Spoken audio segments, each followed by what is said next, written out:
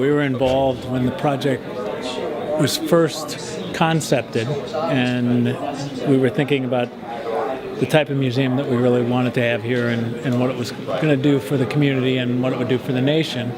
And proud to have seen it run and make such a really lasting impact for so many years.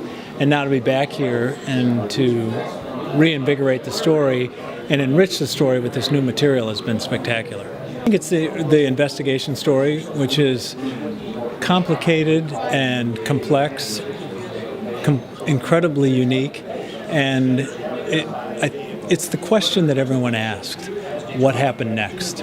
And we were at a point where we weren't able to bring any of this to the public because the trials were actually just beginning. And now to go through the process, young people want answers. What happened? How did it happen? Who was involved? And I think that that's where they're going to find the new chapters in the museum as being incredibly textural, and you'll see that this is both a national and international story when it's over. Bringing in new media into the museum was about allowing people to ask questions and explore at their own level of interest and their own level of knowledge. Interactivity allows us to add a lot more content that we couldn't have added before. The media will allow people to explore subject matter that's very specific to the questions that they have.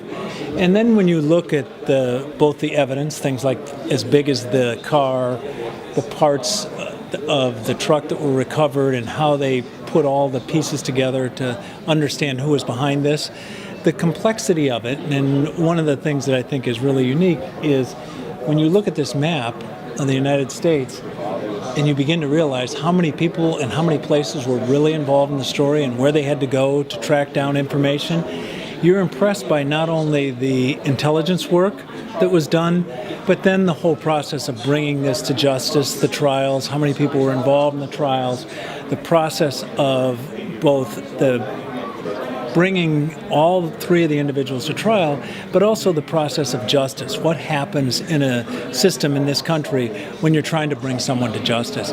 And I think that both those who know the story well will find a new outlet of information they didn't or might not have understood before, but for young people, an incredible learning experience.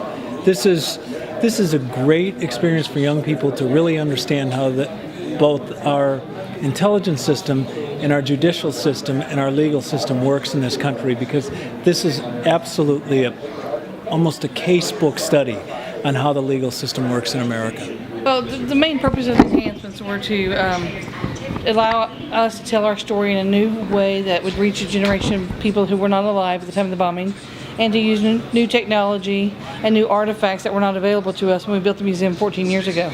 You know, I was really blessed to be able to help build the museum, and so to go back and get to do it again and enhance it was, an incredible opportunity. But for our staff, to guide our staff through it, and to work closely with the FBI and the Oklahoma City Police Department and ATF and all the agencies that helped put this story together, I think it's a great way to honor the investigators' work, the justice team's work, and when you look at the prosecution, the defense teams, what they gave up in their lives to make sure that justice was served.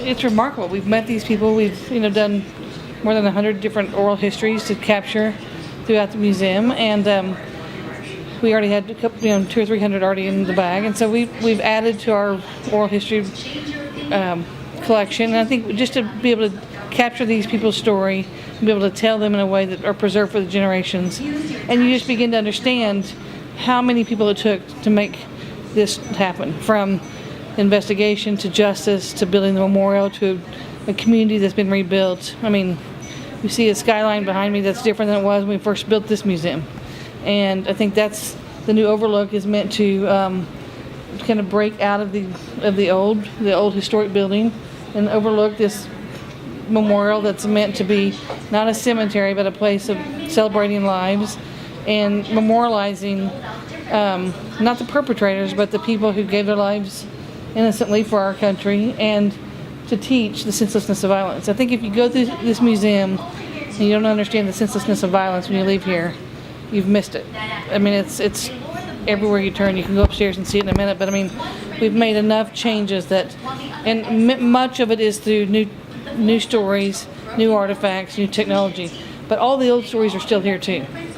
And so you begin to see the hundreds of faces it took to rebuild, this community. This area is called Responsibility and Hope, and so it really is a place of understanding. I think the resilience of this city.